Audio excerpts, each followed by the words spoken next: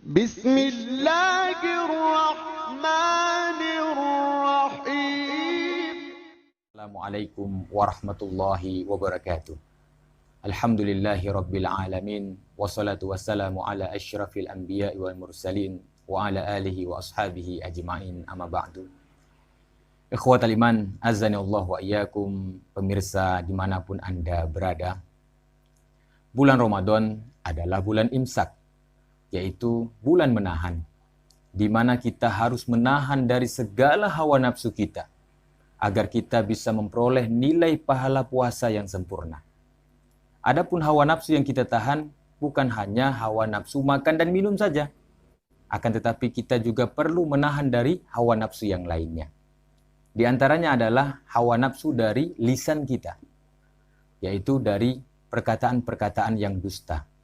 Karena betapa banyak di antara manusia yang puasa mereka tidak diterima oleh Allah Subhanahu wa taala disebabkan karena lisan mereka sendiri. Di mana Nabi sallallahu alaihi wasallam bersabda, "Man lam yada' qaula zur wal 'amala bih, falaysa lillahi hajatun fi an yada'a ta'amahu wa syarabahu." Barang siapa yang dia tidak meninggalkan perkataan dusta, bahkan dia mengerjakan perkataan dusta tersebut, maka sungguh Allah Subhanahu wa taala tidak butuh terhadap lapar dan dahaga yang dia tahan dari pagi sampai dengan petang hari. Maka ini sangat merugi. Dia capek-capek menahan lapar dan hausnya dari pagi sampai dengan petang, namun pahala puasanya tersebut tidak diterima oleh Allah Subhanahu wa taala. Maka dia dirugikan oleh lisannya sendiri. Kemudian ada juga di antara manusia yang akan diazab oleh Allah Subhanahu wa taala disebabkan karena lisannya. Di mana Nabi sallallahu alaihi wasallam bersabda, "Innal 'abda la yatakallam bi kalimati yanzilu biha fin-nar, ab'ada ma bainal masyriq wal maghrib." Sesungguhnya tatkala seorang hamba itu berbicara, maka dari pembicaraan tersebut berpotensi besar memasukkan dirinya ke dalam nerakanya Allah Subhanahu wa taala sejauh timur dan barat. Coba kita lihat ketika ada seseorang yang dia asyik dalam berbicara, kemudian sibuk dalam berbicara, tidak ada lagi apa yang dia bicarakan, akhirnya terseliplah kata-kata dusta. Yang ini bernilai dosa. Kemudian juga kita melihat ada orang yang dia sibuk berbicara, akhirnya tidak ada lagi apa yang dia bicarakan, terceritakanlah aib dari orang lain. Yang ini namanya ghibah. Ghibah adalah menceritakan aib orang lain yang itu ada pada diri orang tersebut. Kalau yang diceritakan tidak ada pada diri orang tersebut, maka itu namanya fitnah. Dosanya lebih besar lagi daripada ghibah. Maka dari itu, ikhwatal iman azanillahu wa iyyakum, hendaklah kita berhati-hati dengan lisan kita. Kita jaga lisan kita, jangan sampai kita nantinya diazab oleh Allah Subhanahu wa taala. Di mana Allah Subhanahu wa taala berfirman di dalam surah Al-Humazah, "Wailul likulli humazatil lumazah." Maka celakalah orang-orang pengupat dan juga pencela. Kenapa mereka dikatakan celaka? Karena mereka akan dimasukkan oleh Allah Subhanahu wa taala ke dalam neraka. Yang neraka tersebut disebutkan oleh Allah Subhanahu wa taala, narullahil muqadatul lati tattali'u 'alal afidah. Yang sifat dari api neraka tersebut berkobar-kobar dan sifatnya adalah melengket. Yang kalau dilengketkan di ujung kaki, maka akan menghanguskan jantungnya. Masya Allah, sangat ngeri sekali. Kalau api di dunia dibakarkan di ujung jari, maka dia hanya menghanguskan ujung jari saja. Namun api nerakanya Allah Subhanahu wa taala dilengketkan di ujung kaki, maka akan menghanguskan jantung manusia. Semoga Allah Subhanahu wa taala melindungi kita dari azab tersebut.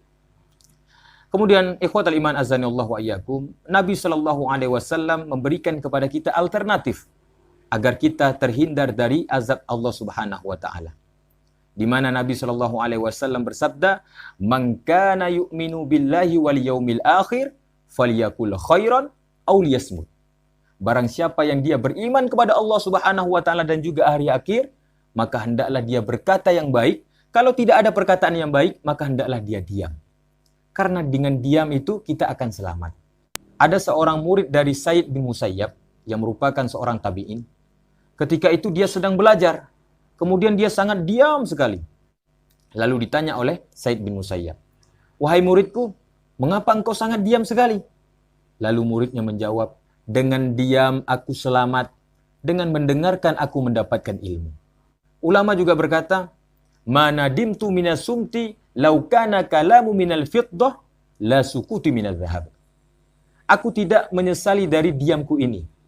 Kalau orang mengatakan berbicara itu lebih baik daripada perak, la sukuti minal dhahab, maka akan kukatakan bahwasanya diam itu lebih baik daripada emas. Kemudian Nabi SAW memberikan kepada kita alternatif yang kedua, yaitu bagi orang-orang yang suka berbicara, yang sulit baginya untuk diam. Yang kalau dia diam 1 hari saja, itu akan membuat mulutnya itu bersariawan. Maka untuk orang yang demikian, Nabi SAW menyampaikan, kalimatani khafifatani ala lisani saqilatani fil mizani habibatani ilar rahman, subhanallahi wa bihamdi, subhanallahil azim. Bagi orang-orang yang sukanya berbicara, sulit baginya untuk diam, maka Nabi SAW memberikan alternatif ini. Kata Nabi SAW, 2 kalimat yang ringan diucapkan di lisan, namun berat timbangannya nanti di hari akhirat kelak. Dan 2 kalimat ini sangat dicintai oleh Zat yang Maha Rahman, yaitu Allah Subhanahu wa Ta'ala. Apa kalimatnya? Subhanallahi wa bihamdi, subhanallahil azim. Subhanallahi wa bihamdi, subhanallahil azim. Karena ketika kita mengucapkan kalimat subhanallahi wa bihamdi, subhanallahil azim, ini adalah kalimat yang paling baik, yang sangat ringan diucapkan di lisan, namun berat timbangannya di hari akhirat kelak. Dan kalimat ini sangat dicintai oleh Zat yang Maha Rahman. Semoga dengan 2 kalimat ini, kita pun dimasukkan oleh Allah Subhanahu wa Ta'ala ke dalam surganya. Semoga yang singkat ini dapat bermanfaat. Subhanakallahumma wa bihamdika, asyhadu an la ilaha illa anta, astaghfiruka wa atubu ilaik. Wassalamualaikum warahmatullahi wabarakatuh.